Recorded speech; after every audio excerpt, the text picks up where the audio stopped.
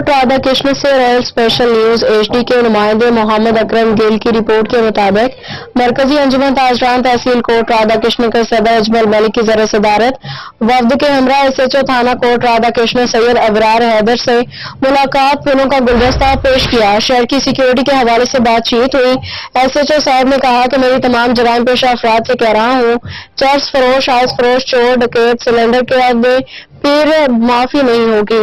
तमाम लोग माह रमजान का एहतराम करें। मलिक अजमल साहब सदर मरकजी अंजुमन ताजरान ने बाजारों में आखिरी अशरे में सिक्योरिटी के हवाले से कहा।